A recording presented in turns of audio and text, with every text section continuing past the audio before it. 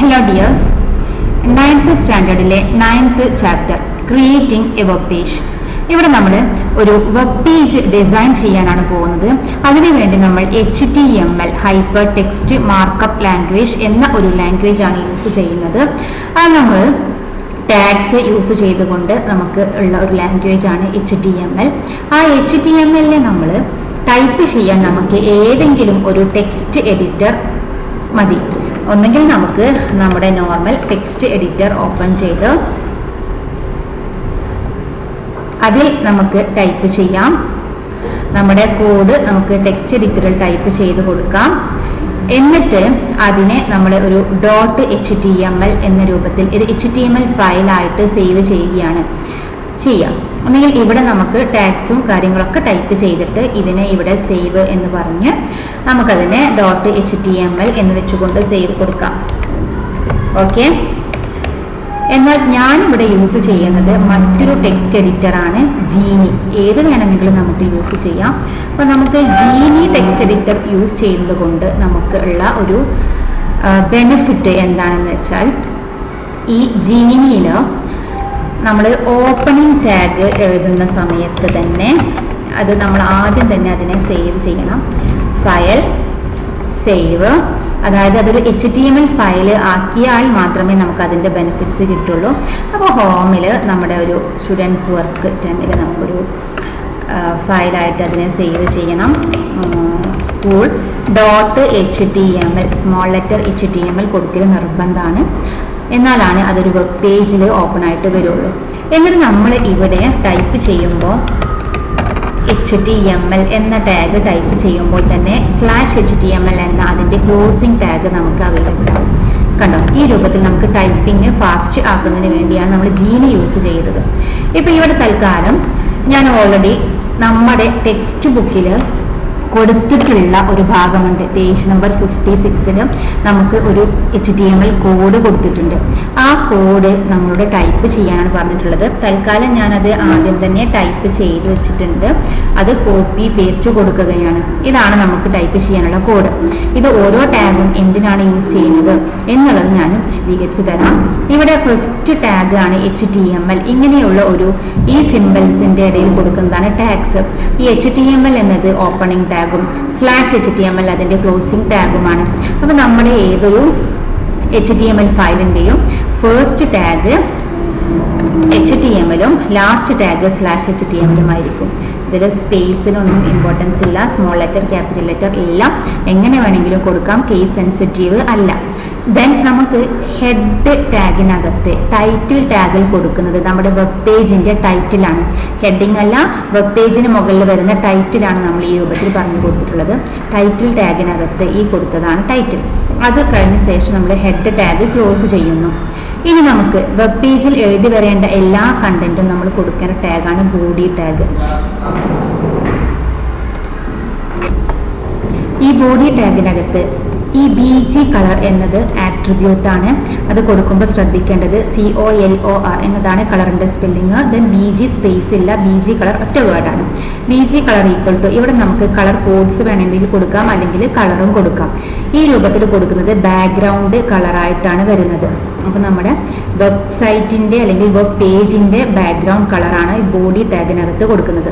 ഈ body tag close ചെയ്യുന്നതിൻ്റെ ഉള്ളിലായിട്ട് complete contents നമ്മൾ കൊടുത്തിരിക്കണം. ഇനി H1 എന്നുള്ള ടാഗ് ഹെഡിങ് ടാഗാണ്. നമുക്ക് H6 വരെ 6 ഹെഡിങ് ടാഗ്സ് ആണ് അവൈലബിൾ ആയിട്ടുള്ളത്. അതിൽ ഏറ്റവും വലിയ ഹെഡിങ് വരുന്നത് H1 എന്നുള്ള ടാഗിലാണ് ഏറ്റവും വലിയ ഹെഡിങ് വരുന്നത്.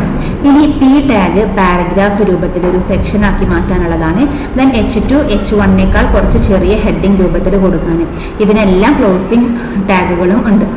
ഓക്കെ, H2 അതുപോലെ H3 ഇവിടെ ക്ലോസ് ചെയ്യുന്നു. നെക്സ്റ്റ് P ടാഗ് തുടങ്ങുന്നു, അതിനകത്ത് ഒരു H3 കൊടുക്കുന്നു, ദെൻ P ടാഗ് ക്ലോസ് ചെയ്യുന്നു. ഈ രൂപത്തിലാണ് നമ്മൾ കൊടുക്കേണ്ടത്. ഇനി ഇവിടെ നമുക്ക് കാണാൻ പറ്റും ഈ ഒരു നെക്സ്റ്റ് P കഴിഞ്ഞിട്ട് നമ്മളൊരു IMG എന്ന് കൊടുത്തിട്ടുണ്ട് അല്ലേ. ഈ IMG എന്നുള്ളത് ഇമേജ് ടാഗാണ്. ഇമേജ് കൊടുക്കാനുള്ള ടാഗാണ് IMG. നമ്മൾ നോക്കിയാൽ നമുക്ക് മനസ്സിലാവും ഈ IMG ടാഗിന് ക്ലോസിംഗ് ടാഗ് ഇല്ല. അതിന് ഓപ്പണിംഗ് ടാഗ് മാത്രമേ ഉള്ളൂ. അത്തരത്തിലുള്ള ടാഗുകളെ നമ്മൾ എംപ്റ്റി ടാഗ് എന്നാണ് പറയുക. ക്ലോസിംഗ് ടാഗ് ഉള്ള ടാഗിനെ കണ്ടെയ്നർ ടാഗും എന്ന് പറയും. അപ്പോൾ ഈ ഒരു IMG ടാഗിൽ കണ്ടല്ലോ, IMG SRC എന്ന് പറഞ്ഞിട്ട് നമ്മൾ കൊടുക്കുന്നതാണ് ഇമേജിന്റെ പേര്. ഇത് പിന്നെ മറ്റേ ആട്രിബ്യൂട്ട്സ്, ഇമേജിന്റെ ഹൈറ്റ് വിഡ്ത്ത് ഒക്കെ സെറ്റ് ചെയ്യാനുള്ള ആട്രിബ്യൂട്ട്സ് ആണ്. ഇവിടെ ശ്രദ്ധിക്കേണ്ട ഒരു കാര്യം, ഈ കൊടുക്കുന്ന ഇമേജിന്റെ പേര് നമ്മുടെ ഈ ഫോൾഡർ അല്ലെങ്കിൽ നമ്മുടെ ഈ ഫയൽ ഏത് ഫോൾഡറിലാണോ സേവ് ചെയ്തത് അതേ ഫോൾഡറിൽ തന്നെ നമ്മുടെ ഇമേജും ഉണ്ടായിരിക്കണം. അത് നിർബന്ധമാണ്. രണ്ടും ഒരു സ്ഥലത്തായിരിക്കണം. അല്ലെങ്കിൽ നമ്മൾ അതിൻ്റെ കംപ്ലീറ്റ് പാത്ത് പറഞ്ഞു കൊടുക്കണം. അപ്പോൾ ഇവിടെ നമ്മൾ juice.png എന്ന ഇമേജിനെ നമ്മൾ സേവ് ചെയ്തിരിക്കണം. അപ്പോൾ ഈ പാരഗ്രാഫ് ക്ലോസ് ചെയ്യുന്നു. നമ്മൾ പുതിയൊരു പാരഗ്രാഫ് ടാഗ് ഓപ്പൺ ചെയ്തതിലൊരു കാര്യങ്ങൾ ആഡ് ചെയ്തു.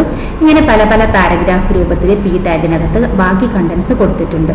ഇനി നമുക്ക് നമ്മുടെ ഇമേജ് സെറ്റ് ചെയ്യുന്നതിന് വേണ്ടി ഹോമിൽ പോയി നമ്മുടെ ഇമേജ് സ്കൂൾ റിസോഴ്സസിൽ ക്ലാസ് 10-ൽ വെബ് ഡിസൈനിങ്ങിൽ നമുക്ക്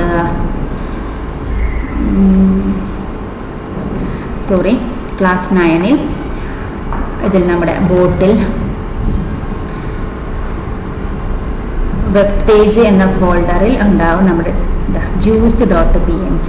അതിന് നമ്മൾ കോപ്പി ചെയ്ത് നമ്മുടെ ഫയൽ നമ്മൾ എവിടെയാണോ സേവ് ചെയ്തത്, ഇവിടെയല്ലേ school.html കിടക്കുന്ന അതേ ഫോൾഡറിൽ കൊണ്ടുപോയി പേസ്റ്റ് ചെയ്യണം. എന്നിട്ട് ഇതിൻ്റെ സ്പെല്ലിങ് കറക്റ്റാണോ ചെക്ക് ചെയ്യുക. juice.png ഈ പേര് തന്നെ ആയിരിക്കണം നമ്മൾ ഇവിടെ കൊടുത്തിട്ടുള്ളത്, juice.png. ഇത്രയും ചെയ്ത് കഴിഞ്ഞ് ജസ്റ്റ് ഒരു സേവ് ബട്ടൺ പ്രസ് ചെയ്യുക. ഇതൊന്ന് കംപ്ലീറ്റ് സേവ് ചെയ്യുക. എന്നിട്ട് ഇവിടെ run or view the current file എന്നുള്ളതിൽ ക്ലിക്ക് ചെയ്ത് നമുക്ക് വെബ് പേജിലേക്ക് ഓപ്പൺ ചെയ്യാം. അല്ലെങ്കിൽ നമുക്കിതിൻ്റെ നമ്മൾ സേവ് ചെയ്തെടുത്ത് പോയി ഡബിൾ ക്ലിക്ക് ചെയ്തും നമുക്ക് ഓപ്പൺ ചെയ്യാവുന്നതാണ്. അപ്പോൾ നമ്മൾ കൊടുത്ത പേജ് കണ്ടോ, school.html എന്നുള്ളത് നമുക്ക് ഓപ്പൺ ആയി വന്നിട്ടുള്ളത് വെബ് പേജ് ആയിട്ടാണ്. ഓക്കെ, നമ്മൾ കൊടുത്തതെല്ലാം മെയിൻ ഹെഡിങ് സബ് ഹെഡിങ് രൂപത്തിൽ വന്നിട്ടുണ്ട്. നമ്മൾ കൊടുത്ത ബോട്ടിൽ ഇമേജ് വന്നിട്ടുണ്ട്, ജ്യൂസ് എന്നുള്ള ഇമേജ് വന്നിട്ടുണ്ട്. പിന്നെ നമ്മുടെ പാരഗ്രാഫ് ടാഗിൽ കൊടുത്ത കാര്യങ്ങൾ ഇതുവരെ നമ്മൾ കണ്ടു. ഇനി ഇതിലേക്ക് നമുക്ക് ഉൾപ്പെടുത്തേണ്ടത് ഒരു ടേബിളിനെയാണ്. എങ്ങനെയാണ് ടേബിൾ ആഡ് ചെയ്യുന്നത് എന്ന് നോക്കാം. അതും നമ്മൾ ബോഡി ടാഗ് ക്ലോസ് ചെയ്യുന്നതിൻ്റെ മുൻപായിട്ട് ഉൾപ്പെടുത്തേണ്ടതുണ്ട്. അതിൻ്റെ അകത്തായിട്ട് തന്നെ ഉൾപ്പെടുത്തണം.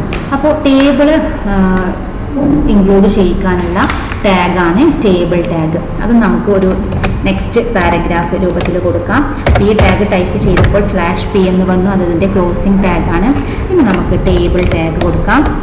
മറ്റൊന്ന്, ടേബിൾ നമ്മുടെ ലൈനായിട്ട് കാണണമെങ്കിൽ ബോർഡർ എന്നുള്ള വാല്യൂ കൊടുക്കണം. 1 or 2 എത്രയും നമുക്ക് കൊടുക്കാം. ടേബിൾ ബോർഡർ ഈക്വൽ ടു എന്ന് പറഞ്ഞിട്ടൊരു വാല്യൂ നമ്മൾ കൊടുക്കണം. എന്നാലാണ് അത് ടേബിൾ രൂപത്തിൽ നമുക്ക് കാണുകയുള്ളൂ. ടൈപ്പിംഗ് ടേബിൾ രൂപത്തിൽ വരും, പക്ഷെ നമുക്ക് അത് കാണുമ്പോൾ അതിൻ്റെ ലൈൻസ് വരണമെങ്കിൽ ബോർഡർ കൊടുക്കണം. ഇനി ടേബിളിന് നമുക്കൊരു ക്യാപ്ഷൻ വേണം. അതിന് വേണ്ടിയുള്ള ടാഗാണ് ക്യാപ്ഷൻ ടാഗ്. ടേബിളിന് ക്യാപ്ഷൻ വരാനുള്ള ടാഗാണ് ക്യാപ്ഷൻ ടാഗ്. ആ ടാഗ് നമുക്ക് മറ്റൊരു ടാഗ് ഉണ്ട്, ഫോണ്ട് എന്നുള്ള ടാഗ്. ഫോണ്ട് ടാഗ് ഉപയോഗിക്കുന്നത് ആ ക്യാപ്ഷൻ്റെ ഫോണ്ട് എങ്ങനെയായിരിക്കണം, ക്യാപ്ഷനിൽ നമ്മൾ കൊടുക്കുന്ന ഹെഡിങ് അതിൻ്റെ ഫോണ്ടിനെ നമുക്ക് ഫോർമാറ്റ് ചെയ്യാനുള്ളതാണ്. അത് നമുക്ക് എന്ത് ചെയ്യാം, font colour equal to blue or any colour blue. അതിൻ്റെ ഫേസ് ഉദ്ദേശിച്ചത് ഏത് സ്റ്റൈലാണ്, ഫോണ്ടിൻ്റെ സ്റ്റൈല് എന്താണ് എന്നുള്ളതാണ്. നമുക്കിവിടെ ഒരു കോമിക് സാൻസ് MS എന്നുള്ളത് ടെക്സ്റ്റ് ബുക്കിൽ പറഞ്ഞിട്ടുള്ള ഫോണ്ട്, അതങ്ങനെ കൊടുക്കുക. ദെൻ സൈസ്, ഫോണ്ട് സൈസ് എത്രയാണ് എന്നും നമുക്കിവിടെ പറഞ്ഞു കൊടുക്കാവുന്നതാണ്. ഓക്കെ, ഈ രൂപത്തിൽ ഫോണ്ട് പറഞ്ഞതിന് ശേഷം നമ്മൾ കൊടുക്കുന്നത്, ഈ ഫോണ്ട് ക്ലോസ് ചെയ്യുന്നതിന് മുൻപായിട്ട് നമ്മൾ കൊടുക്കേണ്ടതുണ്ട്. അപ്പോൾ ആ ടേബിളിൻ്റെ ക്യാപ്ഷൻ എന്ത് വരണം എന്നുള്ളത് നമ്മളിവിടെ എഴുതി ചേർക്കും. Product catalogue. ഓക്കെ, ഇനി നമുക്കിങ്ങനെ കൊടുക്കാം. അവിടെ ഫോണ്ട് ക്ലോസ് ചെയ്യുന്നു, ക്യാപ്ഷൻ ക്ലോസ് ചെയ്യുന്നു. നമ്മുടെ ക്യാപ്ഷൻസ് കഴിഞ്ഞു. ഇനി നമുക്ക് ടേബിൾ കൊടുക്കാനുള്ള ഒരു മെത്തേഡാണ് TR ടാഗ്. അതായത് TR ടാഗിൽ നമ്മൾ റോ കൊടുക്കാനാണ് യൂസ് ചെയ്യുന്നത്. ഒരു റോ രൂപത്തിലേക്ക് മാറ്റാൻ വേണ്ടിയിട്ട്. ഇനി ആ റോയിൽ തന്നെ നമുക്ക് 2 ടാഗ്സ് കൊടുക്കാം. ഒന്ന് TH മറ്റൊന്ന് TDയും. TH ഉദ്ദേശിച്ചത് ഹെഡിങ് കൊടുക്കാനാണ്. അപ്പോൾ നമുക്ക് ആദ്യം ഫസ്റ്റ് ഒരു ഹെഡിങ് ആയിട്ട് ഐറ്റം എന്നുള്ളത് ഹെഡിങ് കൊടുക്കാം. ദെൻ അതിനകത്ത് ആ ഒരു റോയിൽ തന്നെ നെക്സ്റ്റ് ഹെഡിങ് വരാൻ വേണ്ടിയിട്ട് നമ്മൾ ആ TR ക്ലോസ് ചെയ്യുന്നതിൻ്റെ മുൻപായിട്ട് കൊടുക്കണം. നെക്സ്റ്റ് TH നമ്മൾ കൊടുക്കുന്നു, ഡിസ്ക്രിപ്ഷൻ. ഓക്കെ, അതുപോലെ തന്നെ മൂന്നാമത് ഒരു TH കൂടെ നമ്മൾ കൊടുക്കുക, പ്രൈസ്. ഈ കാര്യങ്ങൾ ഇപ്പോൾ നമ്മുടെ ഹെഡിങ് റെഡിയായി. ഒരു റോ കഴിഞ്ഞു. ഇനി നെക്സ്റ്റ് റോയ്ക്ക് വേണ്ടി നമ്മൾ നെക്സ്റ്റ് TR ആഡ് ചെയ്യണം. എല്ലാം ടേബിൾ ടാഗിൻ്റെ അകത്തായിട്ടാണ് കൊടുക്കേണ്ടത്. ആ TR നമുക്കിനി കണ്ടന്റ് കൊടുക്കാം. അതിന് TH കൊടുക്കേണ്ട ആവശ്യമില്ല. നമുക്ക് ഹെഡിങ് രൂപത്തിൽ വരേണ്ടതില്ല, ബോൾഡൊന്നും ആവേണ്ടതില്ല. അതുകൊണ്ട് നമ്മൾ TD കൊടുക്കുന്നു. ദെൻ TD നമുക്ക് ആവശ്യമുള്ള കണ്ടൻസ് എഴുതി ചേർക്കാം.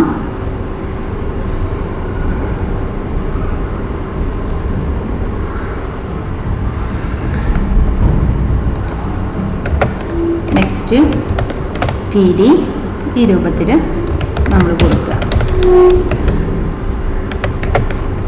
Next TD.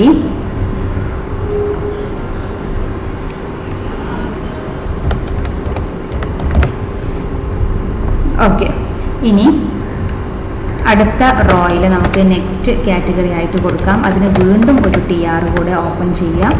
എന്നിട്ട് അതിൽ നെക്സ്റ്റ് TD കൊടുക്കാം. ഈ രൂപത്തിൽ എത്ര റോസ് വേണമെങ്കിലും നമുക്ക് ആഡ് ചെയ്യാവുന്നതാണ്.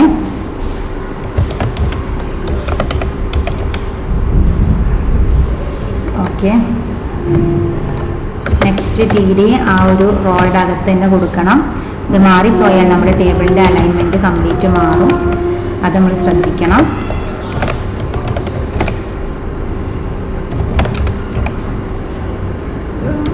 ഓക്കെ, ഇതിപ്പോൾ നമ്മൾ 2 റോസ് ആഡ് ചെയ്തിട്ടുള്ളൂ. ഈ രൂപത്തിൽ എത്ര റോസ് വേണമെങ്കിലും നമുക്ക് ഇൻക്ലൂഡ് ചെയ്യാം. ഈ ടേബിൾ ക്ലോസ് ചെയ്തോ, ഓക്കെ, ക്ലോസ് ചെയ്തു.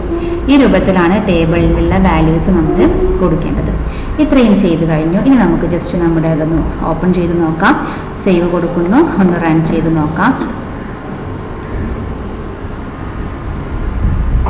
ഓക്കെ, ഇതാ പ്രൊഡക്റ്റ് കാറ്റലോഗ് എന്ന് പറഞ്ഞിട്ട് ഇവിടെ ഒരു ടേബിൾ വന്നിട്ടുണ്ട് അല്ലേ. ഐറ്റം, ഡിസ്ക്രിപ്ഷൻ, പ്രൈസ് നമ്മൾ കൊടുത്തത് ഒരു ടേബിളായിട്ട് സെറ്റ് ചെയ്ത് വന്നിട്ടുണ്ട്. ഇതിലേക്ക് എത്ര റോസ് ആഡ് ചെയ്യാം, കോളംസും ആഡ് ചെയ്യാം.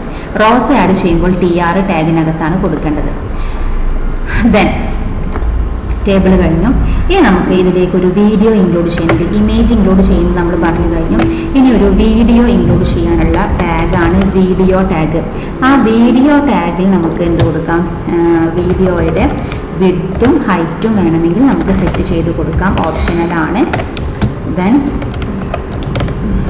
ഹൈറ്റ് കൊടുക്കാം.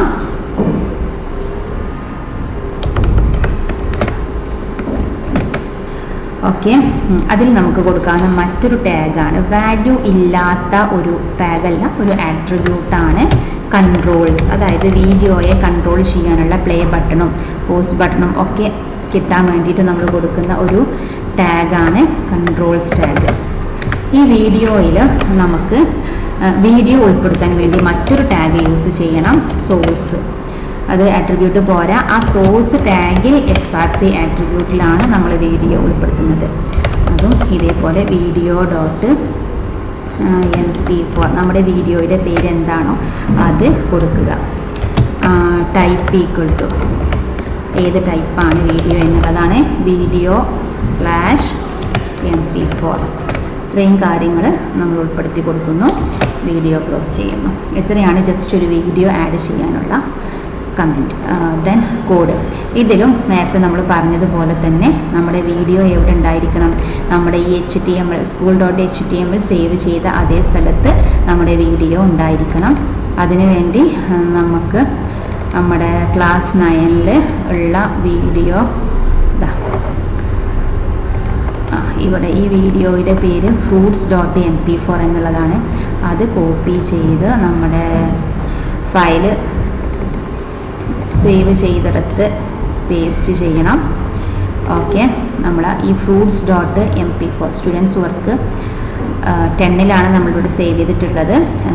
ഓക്കെ, ഈ fruits.mp4 എന്നുള്ളത് അതേ പേര് കൊടുക്കണം. നമുക്ക് ജസ്റ്റ് റീനെയിം എടുത്ത് ഇത് കോപ്പി ചെയ്യാം, എങ്കിൽ മിസ്റ്റേക്ക് വരേണ്ട ആവശ്യമില്ല. എന്നിട്ട് ആ ഒരു പേരാണ് നമ്മുടെ ഈ വീഡിയോയുടേത് കൊടുക്കേണ്ടത്. ഓക്കെ, ഇത് ഒഴിവാക്കി അവിടെ നമ്മൾ സെയിം വീഡിയോയുടെ പേര് കൊടുക്കുക. ഒന്നുകൂടെ സേവ് ചെയ്യുന്നു, എന്നിട്ട് നമ്മൾ റൺ ചെയ്ത് നോക്കാം.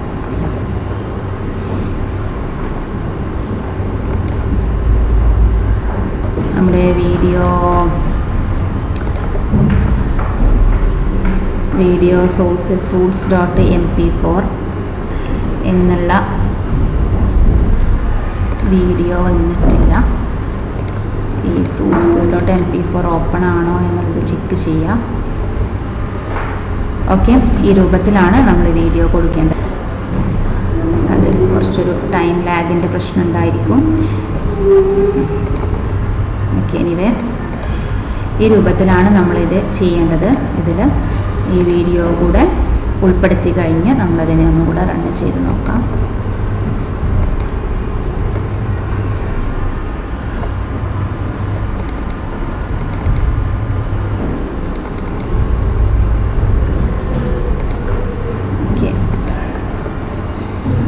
വീഡിയോ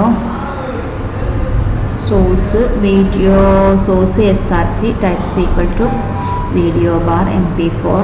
ഓക്കെ, ഇതിൽ പ്രശ്നങ്ങളൊന്നും തന്നെ ഇല്ല. നമ്മുടെ വീഡിയോയുടെ എന്തോ ഒരു പ്രോബ്ലം കൊണ്ടാണ് ഇതിൽ കാണാത്തത്. ഈ രൂപത്തിലാണ് നമ്മൾ ഇൻക്ലൂഡ് ചെയ്യുന്നത്. Okay, thank you.